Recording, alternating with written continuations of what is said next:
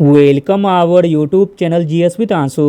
67 BPSC re exam के लिए Bihar special का सेट प्रैक्टिस चलाया जा रहा है यूटेरिया पब्लिकेशन से, जिसमें आज सेट नंबर 26 से लेकर सेट नंबर 30 तक लगाने वाले हैं। इसमें सारे प्रश्न बहुत ही इंपॉर्टेंट दिए गए हैं जो आपके एग्ज़ाम में आने की पूरी संभावना है, इसलिए वीडियो को लास्ट तक जरूर देखें। चलिए स्टार्ट करते हैं और आप लोग भी सोचिएगा अपना आंसर क्या हो सकता है। पहला प्रश्न है, भगवान बुद्ध के महापरिनिर्वाण के बाद पहली बौद्ध संगीति कहाँ हुई थी? भगवान बुद्ध के महापरिनिर्वाण के बाद पहली बौद्ध संगीति हुई थी राजगृह में। अगला प्रश्न है, बंगाल और बिहार में भूमि पर किरायादारों के अधिकार को बंगाल किरायादारी अधिनियम कब स्वीकार किया गया था? बंगाल किरायादारी अधिनियम स्वीकार किया गया था 1885 में। अगला प्रश्न है, बिहार कब भारत में एक स्वतंत्र प्रदेश बना? बिहार भारत में एक स्वतंत्र प्रदेश बना 1912 में। अगला प्रश्न है, चंपारण में गांधी जी को आमंत्रण किसने दिया? चंपारण में गांधी जी को आमंत्रण दिया राजकुमार शुक्ल ने। अगला प्रश्न है, बिहार सोशलिस्ट पार्टी कब गठित हुई? बिहार सोशलिस्ट पार्टी गठित हुई 1931 में।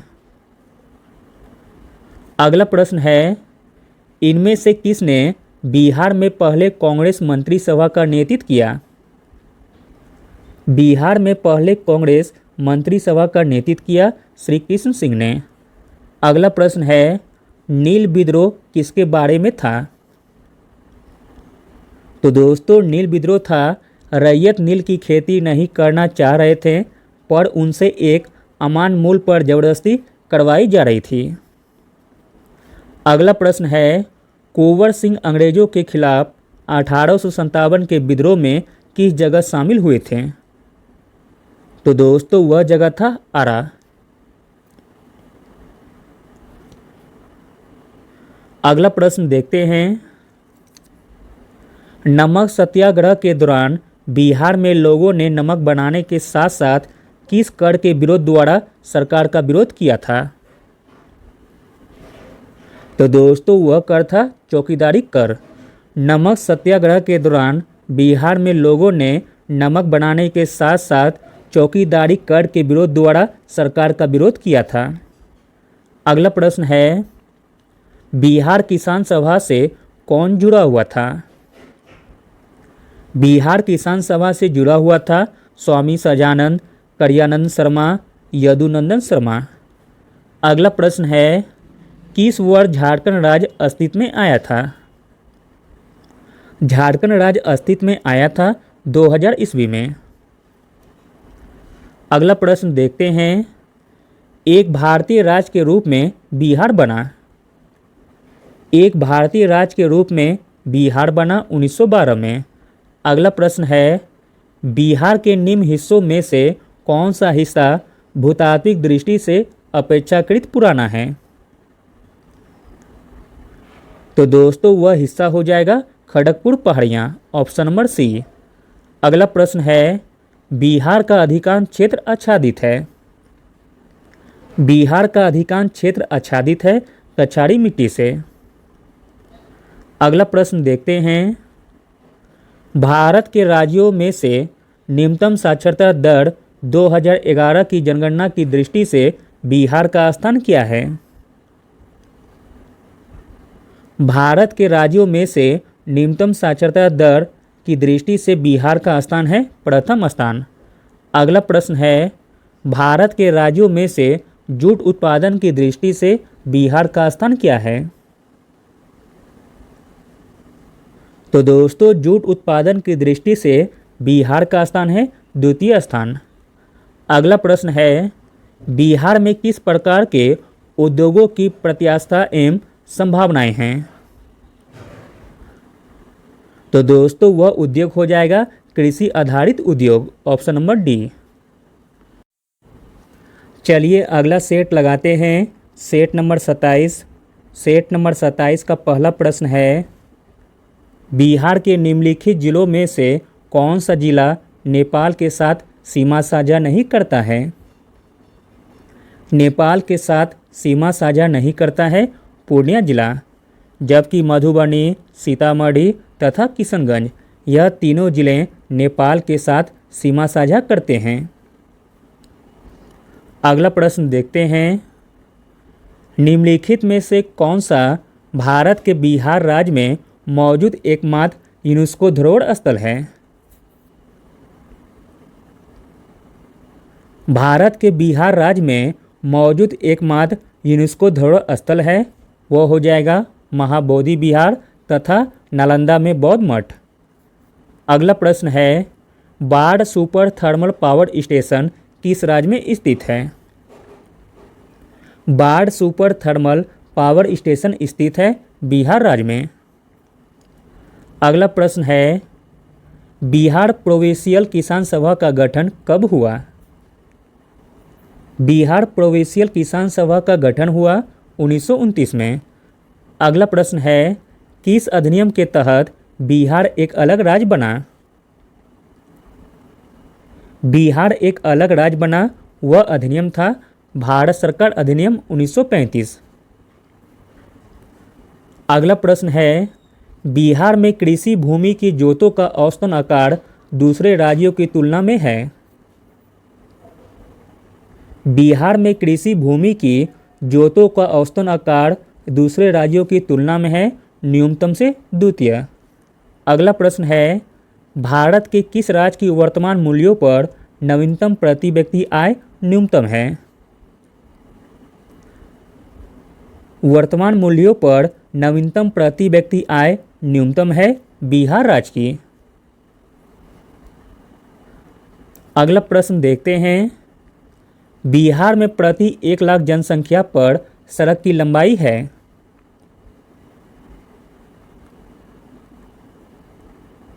बिहार में प्रति 1 लाख जनसंख्या पर सड़क की लंबाई है न्यूनतम और उच्चतम। अगला प्रश्न है, निम्नलिखित में से कौन सी नदी फतुआ के पास गंगा में मिलती है? फतुआ के पास गंगा में मिलती है वह नदी हो जाएगा पुनपुन नदी। अगला प्रश्न है, कोपेन के जलवायु वर्गीकरण के अनुसार उत्तर बिहार की जलवायु किससे प्रदर्शित की जा सकती है? तो दोस्तों उत्तर भारत की जलवायु को प्रदर्शित की जा सकती है CWG से। अगला प्रश्न है, मुजफ्फरपुर, दरभंगा तथा चंपारण जिलों में कौन सी मिट्टी अधिकांशतः पाई जाती है? मुजफ्फरपुर, दरभंगा तथा चंपारण जिलों में नवीन जलोढ़ मिट्टी अधिकांशतः पाई जाती है। अगला प्रश्न है, बिहार का सर्वाधिक जूट उत्पादन जिला कौन सा है? बिहार का सर्वाधिक जूट उत्पादन जिला है पूर्णिया जिला। अगला प्रश्न देखते हैं, त्रिवेणी नहर किस नदी पर निर्मित है? त्रिवेणी नहर निर्मित है गंडक नदी पर। अगला प्रश्न है, जैन धर्म के प्रवर्तक महावीर जी का मोक्ष स्थान कहाँ स्थित है? जैन धर्म के प्रवर्तक महावीर जी का मोक्ष स्थान है पावापुरी में। अगला प्रश्न है, कैमूर पठार किसके लिए प्रसिद्ध है? कैमूर पठार प्रसिद्ध है चूना पत्थर के लिए। अगला प्रश्न देखते हैं, स्वामी सजानंद सरस्वती ने एक पत्रिका का प्रकाशन किया जिसका नाम था? तो दोस्तों जिसका नाम था हुंकार।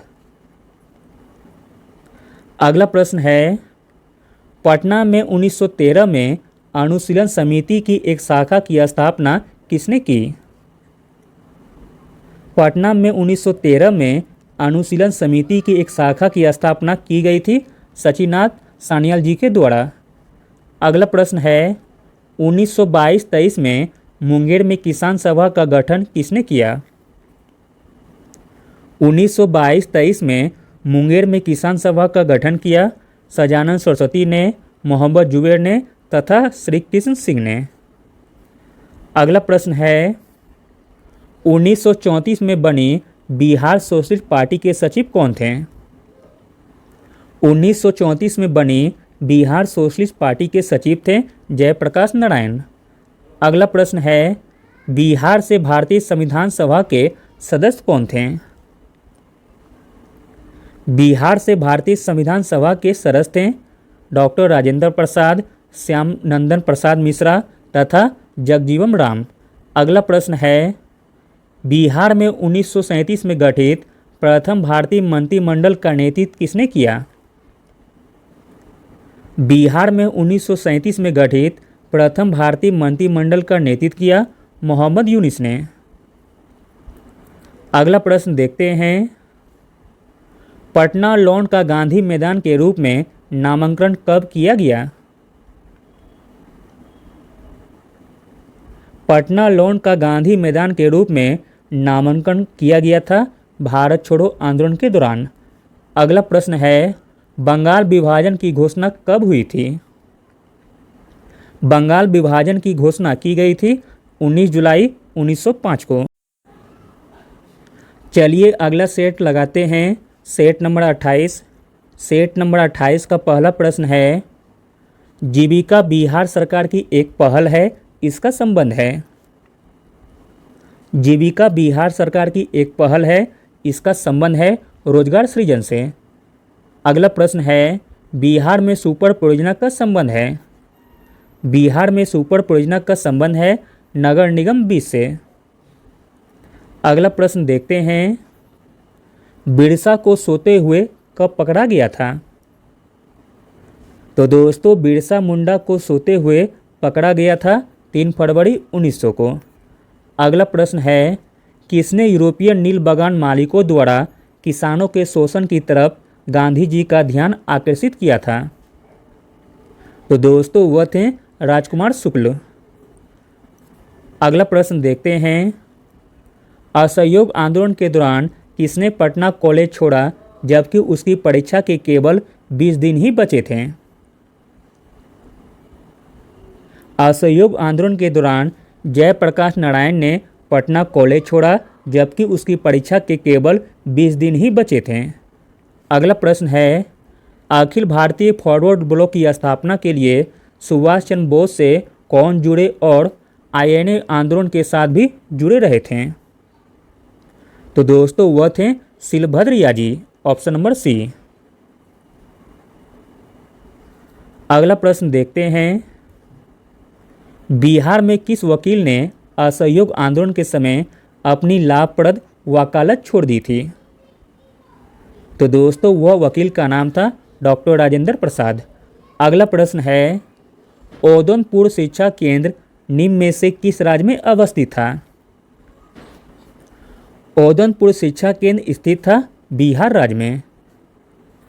अगला प्रश्न देखते हैं बिहार का प्रथम मुस्लिम विजेता कौन था?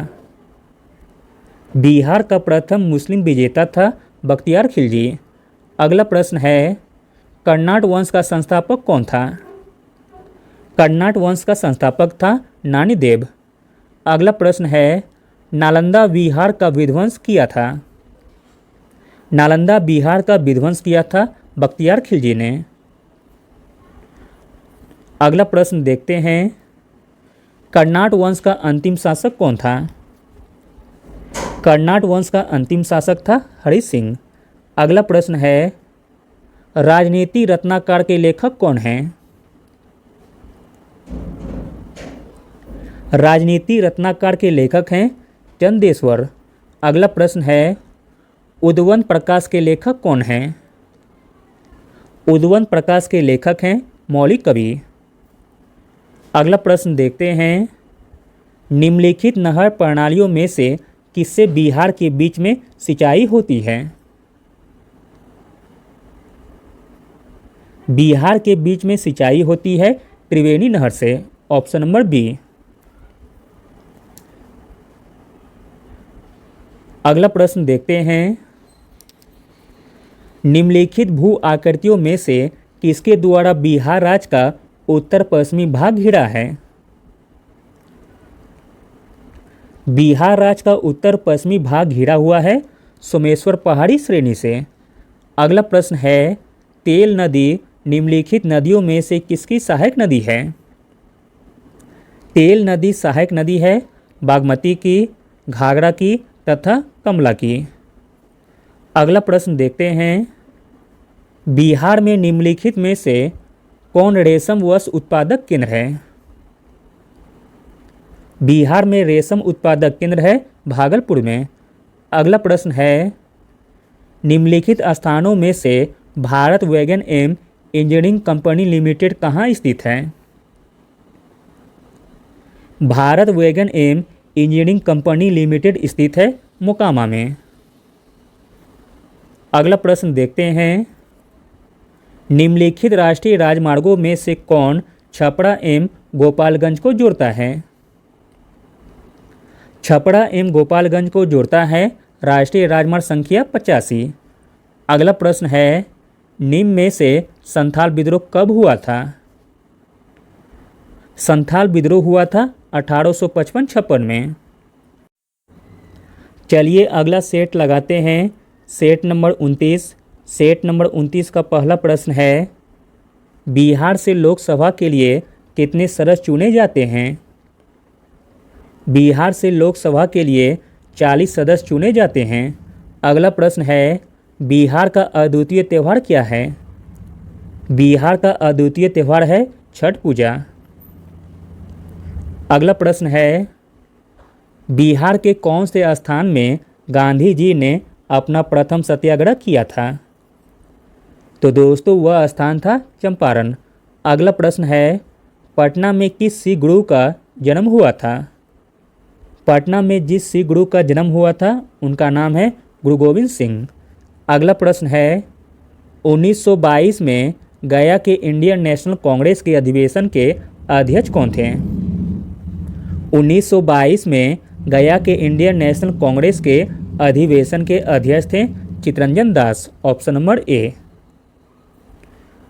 अगला प्रश्न है, जयप्रकाश नारायण किस नाम से पहचाने जाते थे? जयप्रकाश नारायण पहचाने जाते थे लोकनायक के नाम से। अगला प्रश्न है, बिहार में डालमिया नगर किसके लिए प्रसिद्ध है?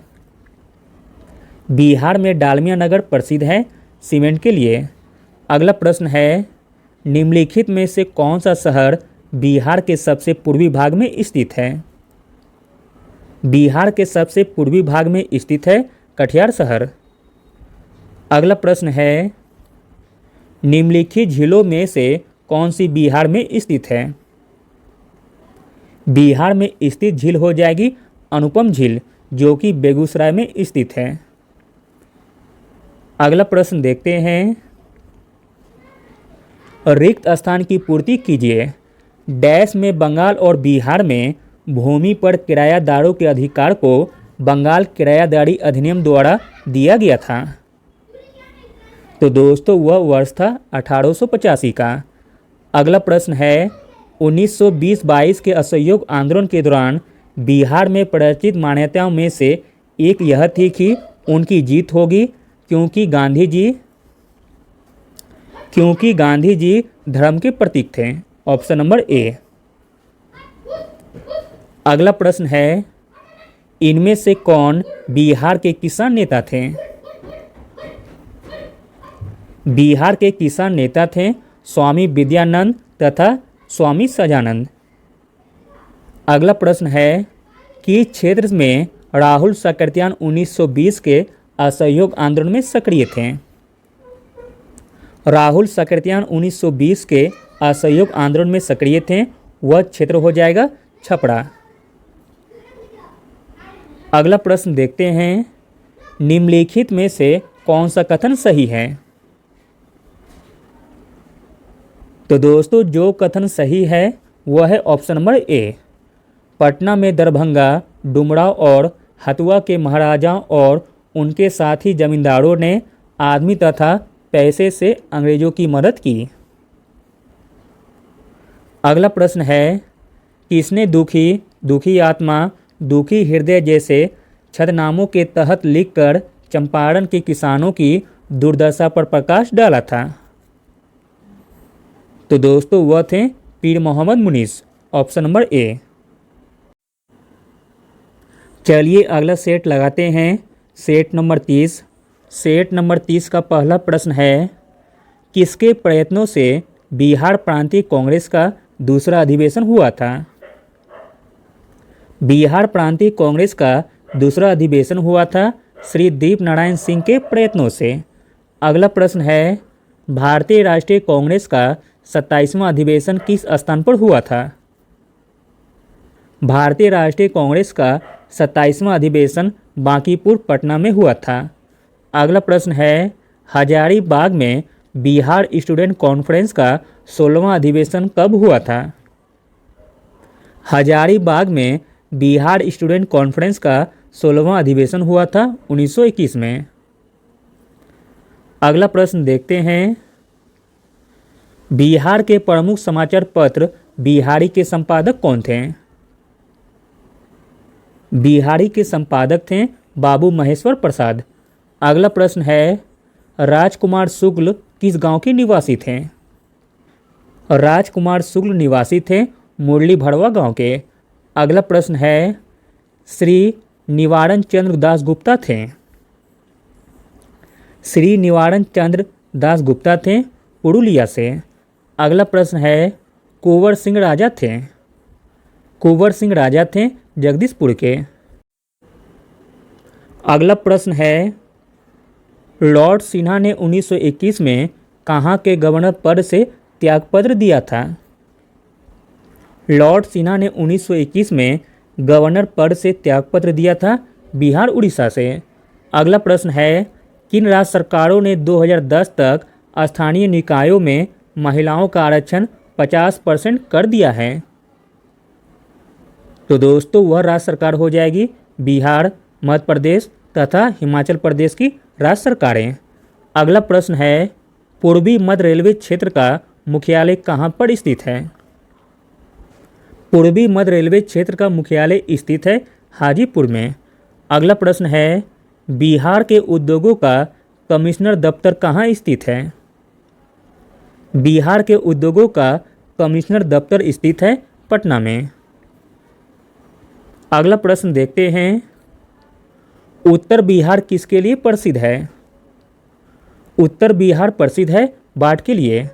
अगला प्रश्न है, निम्नलिखित में से कौन सा शहर राष्ट्रीय राजमार्ग 2 पर स्थित नहीं है? राष्ट्रीय राजमार्ग 2 पर स्थित नहीं है वह है पटना, जबकि औरंगाबाद, मोहनिया तथा सासाराम यह तीनों शहर राष्ट्रीय राजमार्ग 2 पर स्थित हैं। अगला प्रश्न देखते हैं, पटना अंतर्राष्ट्रीय हवाई अड्डा निम्नलिखित में से किसके सीधे जुड़ा हुआ है? पटना अंतर्राष्ट्रीय हवाई अड्डा जुड़ा हुआ है नेपाल के साथ, नई दिल्ली के साथ, कोलकाता के साथ, मुंबई के साथ, लखनऊ के साथ, वाराणसी एवं रांची के साथ।